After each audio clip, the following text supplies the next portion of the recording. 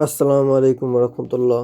গত ভিডিওতে আমরা জেনেছি যে কিভাবে একটি অরিজিনাল রিসিভতা এবং ফেক রিসিভতা সেটা যাচাই করবেন। আজকের ভিডিওতে আমরা জানতে পারবো যে কিভাবে ইতালির স্পন্সর ভিসার নুরুস্তা উঠছে কিনা সেটা কিভাবে জানবেন, অথবা কোন কোন শহর থেকে বর্তমানে নুরুস্তা উঠতে শুরু করেছে সেটা কিভাবে জানবেন। আমরা যদি প্রথমেই লক্ষ্য করি ইটালির দিকে, তাহলে কিন্তু 2026 সালে ইটালিতে এখন পর্যন্ত সকল আবেদন হওয়া কমপ্লিট। এর মধ্যে রয়েছিল agriculture, tourism, domestic, seasonal, non seasonal, এই সকল আবেদনই কিন্তু 26 সালের হয়ে গেছে।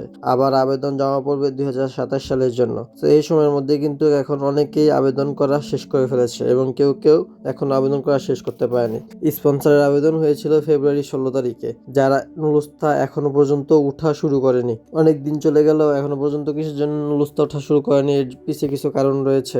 আগে সবগুলো কাগজকে ঠিকভাবে চেক করা হচ্ছে, যার ফলে কিন্তু আরো কিছুদিন লাগতে পারে ইটালির স্পন্সরের নুরুস্তা ওঠার জন্য। সো কোন কোন শহর থেকে এবার বেশিরভাগ নুরুস্তা উঠবে সেটা আমি আপনাদেরকে এখন বলবো। তার আগে বলে নিই, আপনারা কিন্তু চাইলে এখন আমাদের মাধ্যমে রিসিভতা থেকে শুরু করে নুরুস্তা এবং বিষয় সংক্রান্ত সকল তথ্য পেতে পারেন। এর জন্য দেখেন পিন কমেন্টে একটি ফেসবুকে যে লিঙ্ক দেওয়া আছে, সেখানে আপনারা যোগাযোগ করতে পারেন। এখন আসি আমরা মূল বিষয়ে। 2026 সালে স্পন্সর বিষয়ের আবেদন কিন্তু হয়েছিল ফেব্রুয়ারি 16 তারিখে।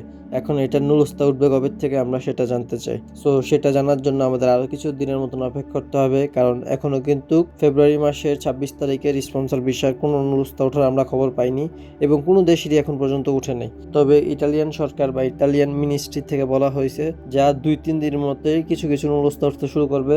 প্রথমে ইন্ডিয়ানদের দিবে, দেন নেপাল, দেন ধীরে ধীরে পরবর্তীতে আলবেনিয়া, এগুলো থেকে শুরু করে বাকি আস্তে আস্তে ম্যানুয়ালি চেক করে পরবর্তীতে বাংলাদেশকে দেওয়া হবে। কিন্তু এই নুরুস্তা কোন কোন বাংলাদেশে পাবে এটা হচ্ছে একটা কথা, কারণ বাংলাদেশে কিন্তু বর্তমানে রেড জোনে আছে, যার ফলে কিন্তু বাংলাদেশের ভিসা পাওয়া হয়ে যাচ্ছে খুবই টাফ। এর প্রধান কারণ বাংলাদেশেরই কিছু ভুলবশত কারণ রয়েছে, ভুল এবং জালিয়াতি কাগজ এম্বাসিতে জমা দেওয়া হয়েছিল বিগত বছরগুলোতে, যার ফলে কিন্তু বাংলাদেশ এখন বর্তমানে রেড জোনে আছে।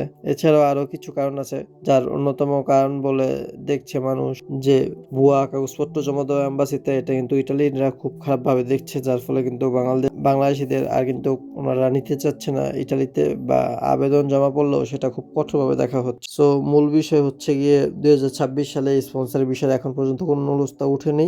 কিছুদিন পরবর্তীতে হয়তো বা উঠা শুরু হবে নুরুস্তা, এখনো কিন্তু কোনো নুরুস্তাটার আপডেট আমরা পাইনি। আর তারপরে হচ্ছে ডোমেস্টিকে আবেদনও পড়েছে, কিন্তু ডোমেস্টিকের পোর্টটা যেহেতু খুব অল্প, তো এর মধ্যে 1 মিনিটের যাদের আবেদন পড়েছে তারাই কিন্তু খালি পাবে ভিসা, আর বাকিরা কিন্তু পাবে না। এটাই বাস্তব কথা, মিথ্যা কথা বলে আপনাদের সাথে লাভ নাই, আর আপনারা মিথ্যা আশ্বাস পেয়েও লাভ নেই। ক্লিয়ার বিগত 4 বছরে 2020 সাল থেকে 26 সাল পর্যন্ত মধ্যে তো কিছুদিন বন্ধ ছিল, এই মধ্যে কিন্তু প্রচুর পরিমাণে আবেদন পড়ছে, প্রচুর পরিমাণে কিন্তু মানুষের রিসিভতা উঠছে। কিন্তু কি হয়েছে, দিন শেষে তারা নুরুস্তাও পায় নাই, ভিসাও পায় নাই, বা নুরুস্তা দিয়ে সেরা জমা দিলে এম্বাসিতে, পাসপোর্টটা এখন পর্যন্ত আটকে পড়েছে জমা দিতে ইয়াতে এম্বাসির মধ্যে। সো আসলে বাংলাদেশের এই আসলে মানুষ হিসেবে খুব একটা ভালো যে এরকম না, তারা নিজেরাই হচ্ছে এর মূল কারণ। এই এম্বাসিতে পাসপোর্ট জমা পড়ার কিছু অল্প টাকার জন্য তারা রিসিভতা চেক করে না, আর পরে আবার অল্প টাকার জন্য তারা নুরুস্তাও চেক করে না। এর ফলে দুই দিক দিয়ে ধরা খায়, আর পরে 3-4 লাখ টাকার উপরে এম্বাসিতে বা দালালে জমা দেয়, আর পরে হাহাকার করে, আর টাকাও তুলতে পারে না, পরে পাসপোর্টও তুলতে পারে না। এটাই বাস্তব, কিন্তু ওনারা এখন বুঝতেছে না। যখন সময় হবে তারা ঠিকই বুঝতে পারবো যে কিছু টাকা দিয়ে যদি একজন ভিসা কাউন্সিলরে যদি তার রিসিভতাটা বা তার যদি পাসপোর্টটা যদি দেখায়, তার কত টাকাই লাগবে, সর্বোচ্চ 2-3 হাজার টাকা লাগবে, কিন্তু তারা তা করবে না। তারা 2-3 লাখ টাকার উপরে জমা দিব দালাল রে বা এজেন্সিরে, যার পরে যখন তার নুরুস্তাটা যায় সেটা আটকা পড়বো, বিএফএফ গুলো বলে আটকা পড়বো, তখন তারা হামা করে কাঁদবো, তাদের হাতে কিছু করা থাকবে না। ওইখান থেকে না পারবো পাসপোর্টটা তুলতে, না পারবো কোনো কিছু করতে। সেগুলো বুঝতে হবে আপনাদেরকে, আগে বুঝে শুনে কাজ করতে হবে। আর যাই হোক, এখন এগ্রিকালচারের কি অবস্থা? 2026 সালে স্পন্সরের পরে কিন্তু এগ্রিকালচারের সবচেয়ে বেশি কোঠা আছে। এগ্রিকালচারের কোঠা আছে অনেক পরিমাণের, কিন্তু এরকম কিন্তু ভিসা এখন কিছু কিছু নুরুস্তা কিন্তু ওঠা শুরু করছে এগ্রিকালচারে, এবং এগ্রিকালচার সেক্টরে কিন্তু এবার ভালো পরিমাণে লোক নেবে এগ্রিকালচার এবং ট্যুরিজম সেক্টরে। এছাড়াও ইটালিতে কিন্তু কয়েকটা দেশের সাথে স্বাক্ষর চুক্তি হয়েছে, যার ফলে ওইগুলো দেশ থেকে প্রচুর পরিমাণে কর্মী নেওয়া হইব। বাংলাদেশের সাথে এরকম স্বাক্ষর চুক্তি বা এরকম কোনো কিছু হয় নাই, যার ফলে বাংলাদেশ কিন্তু এই লিস্টে থাকবে না, এবং বাকি দেশ যেমন শ্রীলঙ্কা, পাকিস্তান যেরকম পাবে নুরুস্তা, বাংলাদেশও ঠিক সেরকম পাবে। আর কিছু কিছু অঞ্চল থেকে কিন্তু এখন পর্যন্ত রিসিভতাও পায় নাই। রিসিভতা পাইব কই কই থেকে?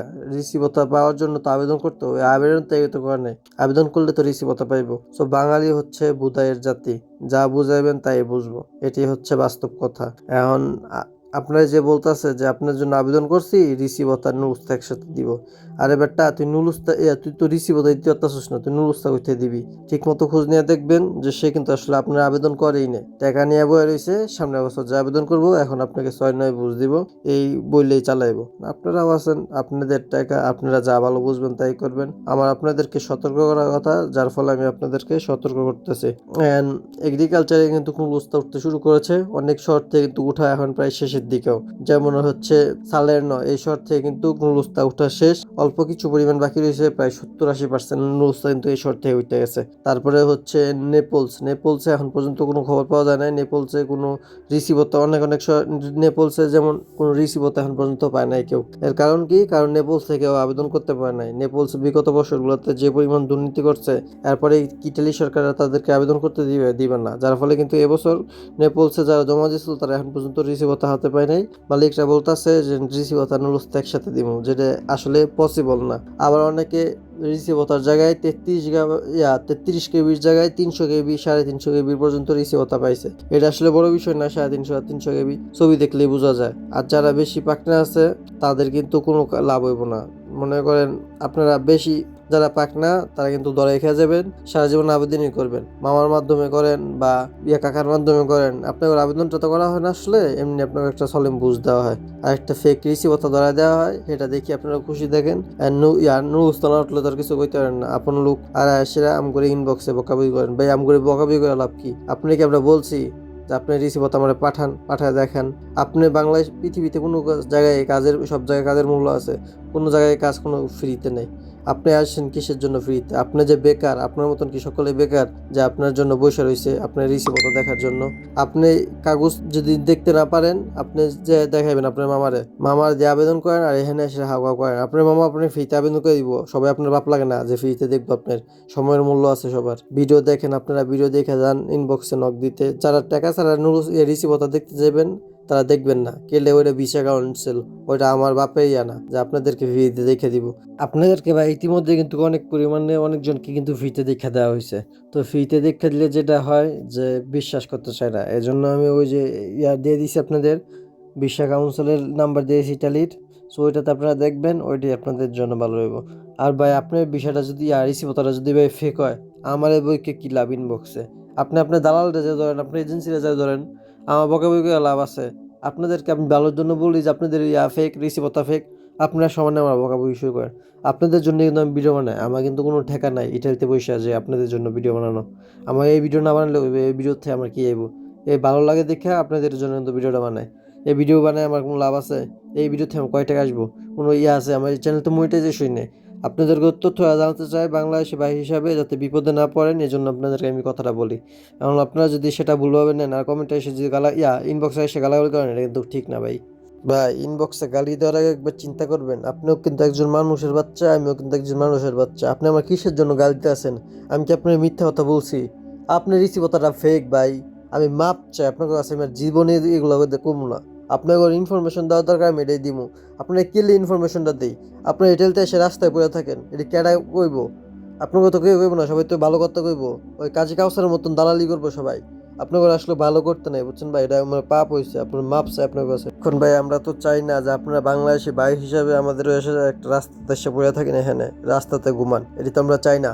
যার ফলে আমরা চাই যে আপনারা সঠিক নিয়মে সঠিকভাবে আবেদন করে সবকিছু অরিজিনাল কাগজপত্র নিয়ে এসে ইটালিতে আসেন, যাতে আপনাদেরকে পরে ভোগান্তিতে না পড়তে হয়। এটা যদি অপরাধ হয়ে থাকে, হ্যাঁ তাহলে আমি অপরাধী ভাই, আমি আর এইসব করবো না।